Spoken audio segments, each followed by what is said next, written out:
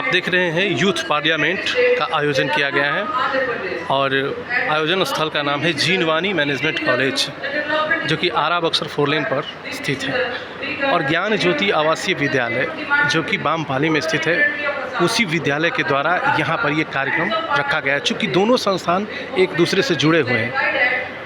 तो इस youth parliament को यहाँ पर आयोजित करने का सबसे जो प्रमुख उद्देश्य है, और चूँकि ये भारत सरकार के द्वारा ही ये सारे कार्यक्रम स्कूलों में, देश के सभी स्कूलों में एक तरीके से आयोजित किए जा रहे हैं कि युवाओं के अंदर उनकी जो क्षमताएं हैं उसको उभारा जा सके। और पार्लियामेंट आखिर होता क्या है, पार्लियामेंट के अंदर आखिर क्या क्या चीज़ें होती हैं, और देश के जो भी सांसद होते हैं, देश के जो भी मंत्री होते हैं, जो लोकसभा अध्यक्ष होती है या लोकसभा अध्यक्ष होते हैं, वो क्या करते हैं संसद के अंदर। तो इस चीज़ से युवाओं को, छात्र छात्राओं को अवगत कराना, उनके अंदर के टैलेंट को भरना। आप जब टीवियों पर देखते हैं, आप जब न्यूज़ चैनलों पर देखते हैं कि एक दूसरे के साथ बहस चलती है, चाहे आप किसी भी मुद्दे पर आप जब बहस देखते हैं तो आप भी सोचते हैं कि आखिर ये पक्ष और विपक्ष आपस में लड़ क्यों रहे हैं, इसके पीछे की वजह क्या है। लेकिन दरअसल वो लड़ाई नहीं होती, दरअसल वो विशेष मुद्दों पर बातचीत होती है, जिसमें पक्ष और विपक्ष दोनों आमने सामने होते हैं और अपनी अपनी राय से देश के समक्ष उस मुद्दे को किस तरीके से रखते हैं, ये जानने वाली बात होती है। आप देख सकते हैं कि पार्लियामेंट का हूबहू एक रूप यहाँ पर तैयार किया गया है। एक तरफ पक्ष है, दूसरी तरफ विपक्ष है, और सामने लोकसभा अध्यक्ष को बनाया गया है। और मुख्य अतिथि के रूप में आरा के पूर्व सांसद RK सिंह जी मौजूद हैं। इस सभागार में आप इस कार्यक्रम को देख रहे हैं। इस कार्यक्रम का मकसद यही है कि छात्रों को ये बताया जा सके कि देश की संसद में आखिर देश के मुद्दों को किस तरह से हल किया जाता है, किस तरह से चर्चाएँ होती हैं, और किस तरह से एक दूसरे के सामने पक्ष और विपक्ष अपनी बातें रखते हैं। तो भारत सरकार के मंत्रालय के अंतर्गत ही स्कूलों में ये कार्यक्रम कराए जाते हैं, और पक्ष विपक्ष जब आपस में बातचीत करते हैं तो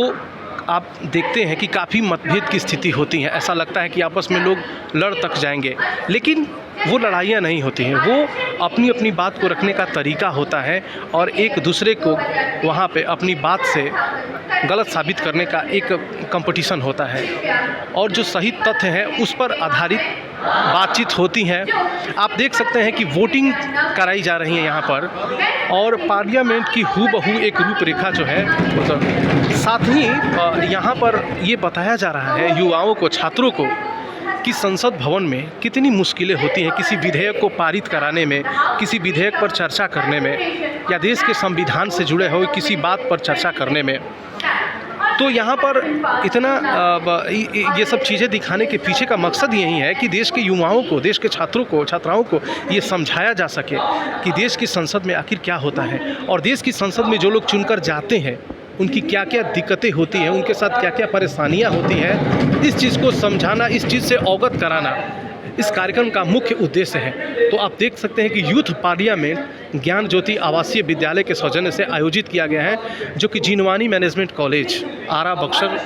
4 लेन पर स्थित है, और उसी में ये कार्यक्रम चल रहा है। तो यूथ पार्लियामेंट की इस कार्यक्रम का मुख्य जो उद्देश्य है वो यही है कि युवाओं को राजनीति की समझ से रूबरू कराया जाए, राजनीति क्या है ये बताया जाए, और देश की संसद में किस तरीके से गतिविधि होती है, देश की संसद में किस तरह से काम होते हैं, किस तरह से विधेयक लाए जाते हैं, किस तरह से विधेयक पारित कराए जाते हैं, कितनी मुश्किलों से उसे गुजरना पड़ता है, और किन किन कठिनाइयों का सामना करना पड़ता है देश के सांसदों को, देश के मंत्रियों को, देश के उन नेताओं को जिनको आप और हम घर बैठे तो गालियाँ देते हैं, लेकिन किन मुश्किलों से वो जीत कर और कितनी परेशानियों से गुजर कर वो देश की संसद में पहुंचते हैं और अपने काम को करते हैं, और किन किन परेशानियों से गुजर कर वो किसी विधेयक को पारित कराते हैं, चाहे वो पक्ष में रहे या विपक्ष में रहे, दोनों तरफ बराबर मुश्किलें बनी रहती हैं। तो यूथ पार्लियामेंट का आयोजन ज्ञान ज्योति आवासीय विद्यालय के सौजन्य से हुआ है,